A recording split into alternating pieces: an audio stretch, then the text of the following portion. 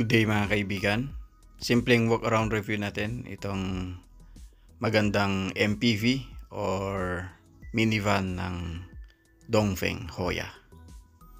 So, itong sasakyan na to ay categorized as luxury MPV or minivan.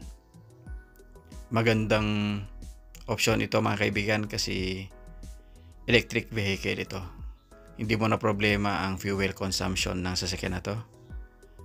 Plug in mo lang siya, saksak mo lang siya sa outlet is magcha-charge na at mahaba ang aabutin or mileage na aabutin ng one full charge ng battery nito. So, simpleng walk around natin siya. Ganyan ang side view niya at yung side profile niya ay parang maraming kahawig na minivan or MPV. Parang Rolls Royce nga ito sa side tsaka sa harap. So, ang door panels niya ay mga leather ang ginamit. At ang upuan nito ay very premium. Napa leather ang ginamit dito. Pati yung sa steering ay luxurious ang dating. At lahat ng features, safety features at accessories na kailangan sa top of the line na sasakyan ay nandito na. Ganyan ang pagbukas, hatakin mo lang konti yung door handle tapos automatic na siyang magbubukas. May auto remote din yan sa remote control niya. Ang configuration ng upuan nito ay 2, 2 plus 3. Bali 7-seater.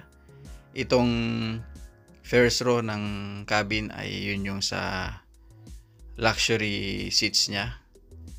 Meron siyang massager at yung adjustments dito ay power adjust lahat. Tapos meron siya yung support sa paa. Pwede kang humiga. Yan, ang ganda ng design nitong sa likod ng center console niya. Parang merong cabinet na nakalagay. At meron din siyang tray or simpleng malit na table. Naka-panoramic sunroof or moonroof na rin ito. Power ang ang adjustment. At yan ang itsura niya sa labas. Kumbaga parang Rolls Royce at yung Lincoln. So, magandang pagkagawa dito mga kaibigan. Sa personal ay makita mong refine ang pagkagawa at ang materials na ginamit ay high quality at durable ang mga materials na ginamit. Tapos ang magandang feature nito mga kaibigan ay yung suspension niya. Kumbaga, ang suspension na ginamit dito ay air suspension. So, nasubukan kasi nating dinrive to mga kaibigan at very smooth ang ride niya. Kumbaga, kung planted kung maayos yung daan ay hindi mo mararamdaman. At kung meron mang lubak o kaya imperfection ang daan ay na-absorb nung suspension niya. Ganyan ang front view niya. At yan ang itsura niya, parang Lincoln o kaya Rolls Royce. So, ang mga ilaw nito mga kaibigan ay LED lahat. At puro naka-power functions lahat ang accessories nito. So, yung max pala nito ay 20 inch ang size niya. At kahit medyo low profile siya ay base sa experience natin sa driving ay smooth ang ride niya. Maganda ang suspension niya. At yung combination ng interior color niya ay para sa akin napakaganda. Combination of black, dark gray, at beige, light beige. So, yung dating nito ay luxurious talaga. At maganda rito ay meron siyang shift knob pa rin, hindi kagaya ng mga ibang luxury vehicle or Chinese vehicle na wala nang shift knob. Kumbaga push button lang. So,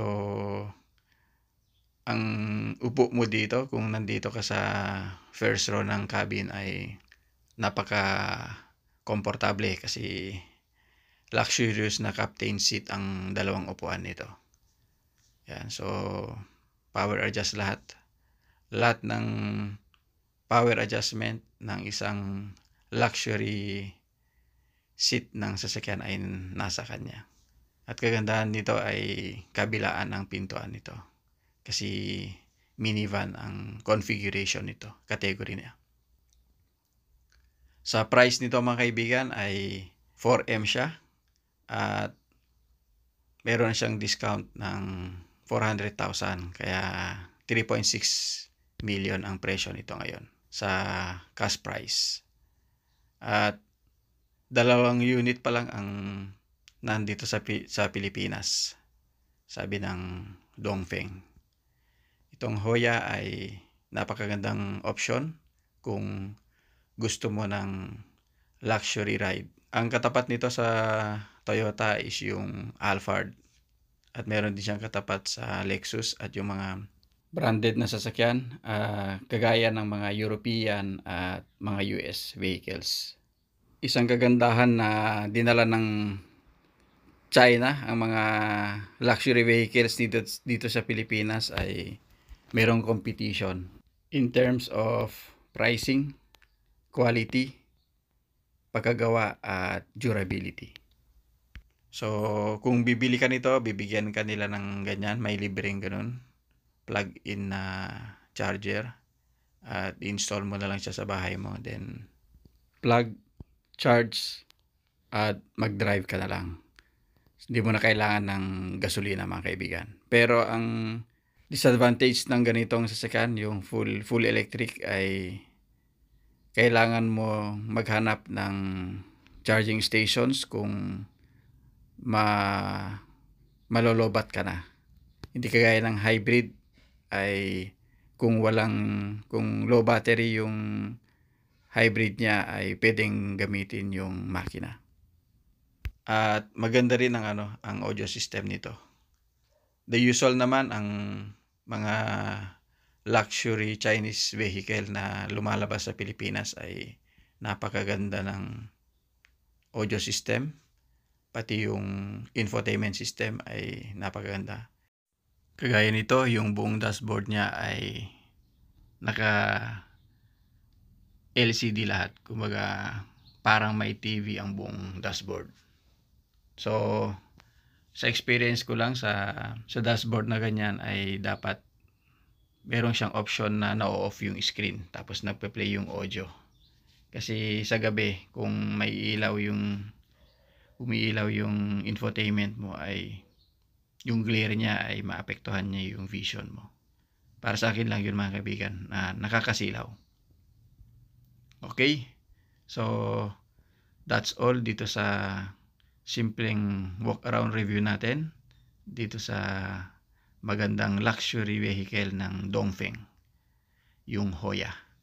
So, if ever man na meron tayong kulang na nabanggit or maling nabanggit dito sa review natin mga kaibigan, ay paki-comment na lang at very willing tayo na i-correct siya. At sa lahat ng videos natin or reviews natin ay wala tayong balak or gustong makapanira or makapaglinlang sa iba. Maraming salamat muli, and as always, keep believing and trusting the Lord. Keep safe and God bless.